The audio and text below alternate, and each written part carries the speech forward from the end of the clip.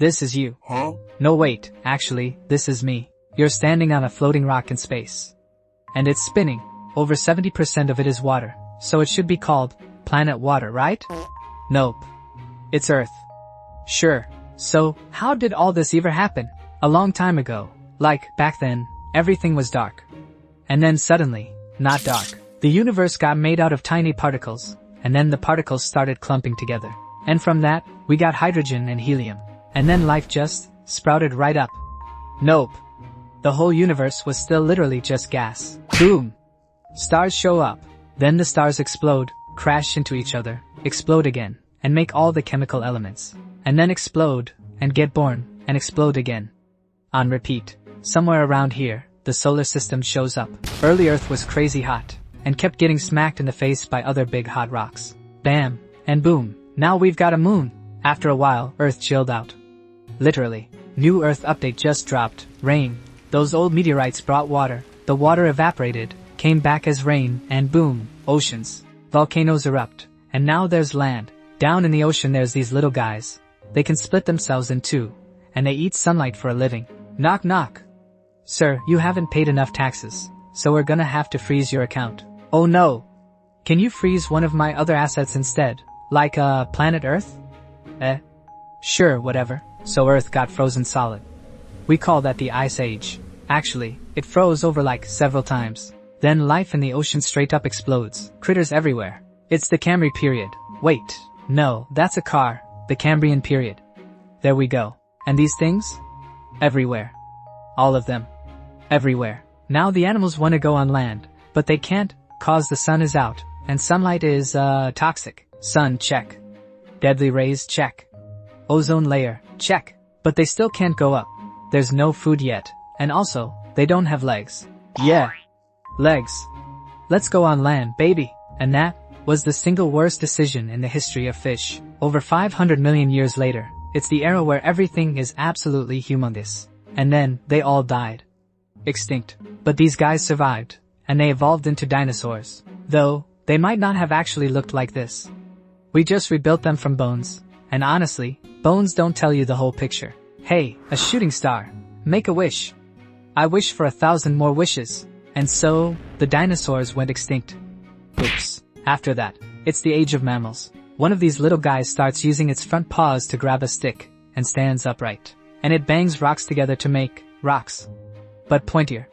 And boom, the Stone Age. Then Earth freezes over again, for another 20 million years.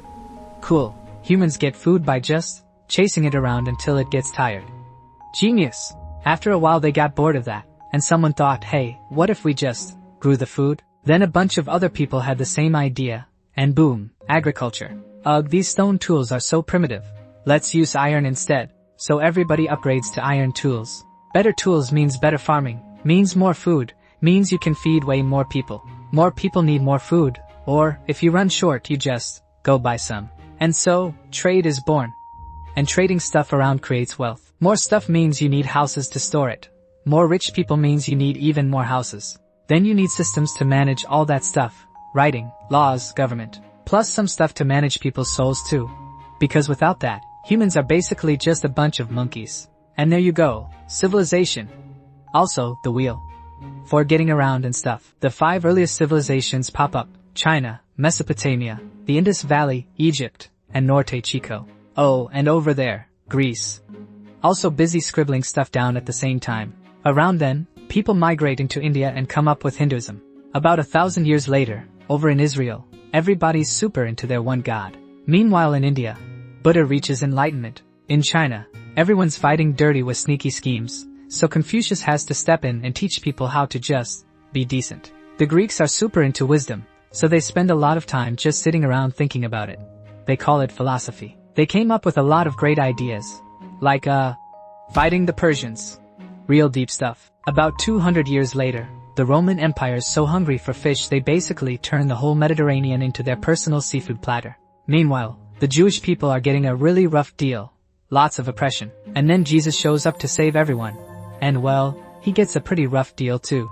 Clothes make the man. And silk?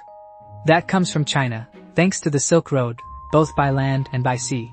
Around the year 300, the Axumites in Ethiopia are doing great, so they decide to just build a giant pillar somewhere. As you do, over on Madagascar, the Malay and Bantu peoples move on in. By the year 320, China is fighting again. Shocker. The Ghana Empire here trades a whole lot of stuff, gold, salt, and also people. Yeah. The slave trade. Grim. In 476, a Germanic dude cracks the Roman Empire clean in half. One half just dies off. The other half is now called, this. Across the ocean, the Maya just discovered the movie. 2012. Spoiler alert, China finally stops fighting. Everyone's like, whoever wants to be emperor, sure, whatever. And just like that, the Sui dynasty unifies China. Korea thinks China's whole three kingdoms thing looks pretty cool, so they get their own three kingdoms too. And Japan? Japan's chilling in its Yamato period. In 610, on some mountaintop out in the Arabian desert, Muhammad hears the word of God, and goes off to teach everyone how to live a good life. By 786, the Muslim world is super smart, so they build a house, and they literally call it the House of Wisdom.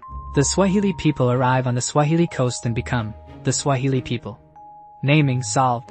The Franks are now the biggest kingdom in Europe, and then they split into two parts, France and not France. Up north there's the Norse. They find two new lands and name them very. Honestly. One's icy, one's green. Guess which is which? You'll be wrong. In 1066, William the Conqueror goes off to conquer England. Nailed the name. Around then, the Byzantines get spooked by the Turks, so they ask the Pope for help. And hey, why not grab the Holy Land while we're at it? And they actually do it. Like several times. The Crusades. Did any of them work? Nope. Not really. And meanwhile, the Maya just collapse. Over in Southeast Asia, the Khmer are living it up in Cambodia, and Dai Viet has just gotten started. Around 1100, Japan's so obsessed with art that the military has to step in and basically run the government for them. China, meanwhile, invents gunpowder. Kaboom. Around 1259, the Mongols invade, pretty much the entire universe. The Muslim Turks don't get hit though, cause they're kinda busy invading India themselves. Down in Africa, the king of Mali is ridiculously rich, and he goes traveling everywhere just to flex on everybody. Big flex. Christianity takes back Iberia. This spot's gonna be called Spain later. In 1350, Europe's population drops a little bit. Okay, a lot, because of the plague. Yikes. China's rolling through its Ming dynasty. Around 1400, the ancestors of Laos and Thailand show up on the scene. Around 1450, Italy's loaded and super into art and dead people studies. You know, ancient Greek stuff. They call it the Renaissance. The Turks finally snag the old Rome. Bye-bye, Constantinople. In 1492, Columbus sets sail. Famously, about 20 years later, Martin Luther writes up 95 reasons why the church kinda sucks. Nailed them to a door, even. Suleiman the Onion Head wants the Ottoman Empire to get even bigger. And wow, it gets huge. Portugal wants to control the entire Indian Ocean to corner the spice trade. And honestly, they pull it off. And Spain? Spain just goes and plunders this whole area. Britain and France start bickering over who gets this land. They bicker for 7 whole years. And Britain wins. But Britain's also flat broke now. Whoops. So they make the money back by taxing America. And America is not a fan. So America fights Britain. With a little help from France, of course. Then France goes broke too, and the poor folks revolt. And a lot of heads roll. Literally. Britain, meanwhile, is shipping a whole lot of prisoners off to Australia. In 1791, a slave revolution breaks out in Haiti. In 1804, Napoleon takes over France and tries to conquer all of Europe, and fails. Not once, but twice. Latin America wins its independence. Britain invents the steam engine and does all kinds of stuff with it. Like, you know, using it to go invade India. But China won't buy Britain's stuff, so Britain just gets China hooked. On drugs. Real classy. And China does get pretty hooked, but eventually, they quit. Britain gets mad and makes China hand over 5 cities. And 1 island. Hi, Hong Kong. Over here, Britain and Russia are busy blocking each other from grabbing Afghanistan. In 1857, the people of India rise up in revolt. But it doesn't work out. In 1863, America decides slavery is bad, and then turns around and wipes out Native Americans to take their land. Yikes. Ooh, look, nobody's colonized Africa yet. Ooh, and nobody's carved up Southeast Asia either. Free real estate. America wants Cuba, but Spain runs Cuba. So America finds an excuse to fight Spain, and wins. To celebrate, America kicks the Panamanians out of Panama and builds the Panama Canal. Congrats, Panama. In 1908, Britain discovers wealth in the Middle East. It's oil. It's definitely oil. China notices they keep making new governments that are weaker than the old ones, so they decide to build a stronger one, which somehow ends up way weaker. Classic. In 1914, the world's got way too many guns lying around, so they use them on each other. And then blame Germany. Classic World War I. In 1917, the Russian Revolution kicks off, and boom, communism, and the Soviet Union. In 1920, the economy's doing great. 8 years later, not so great. Actually, really not great. In 1933, this guy takes power in Germany and rolls tanks all across Europe, and then loses. Japan also sends its army all across Asia, and also loses. And that, folks, is World War II. Everyone wants countries to get along better, so they set up the United Nations. Gandhi successfully frees India from British rule. No violence required. India ends up with 2 Pakistans, and one of them later becomes Bangladesh. Then Arabs and Jews start fighting over land. The UN suggests splitting it up like this so everyone can live in peace. And yeah, they absolutely do not live in peace. Back to China. They're communist now, except for Taiwan. Korea, meanwhile, is still deciding whether or not to do the whole North versus South thing. The US and Russia are both backing this thing, and both of them have nukes. Fighting would be bad. So, Cold War it is, and they race each other to space. Then Vietnam beats the US. Yep, the Soviet Union falls apart. The world's a little short on people, and then suddenly, way too many people, and then they invent all kinds of stuff. 9/11, the iPhone, the house in crisis, 3D printing, Bitcoin, TikTok, and that is the entire history of the world. Thanks for watching. See you next time.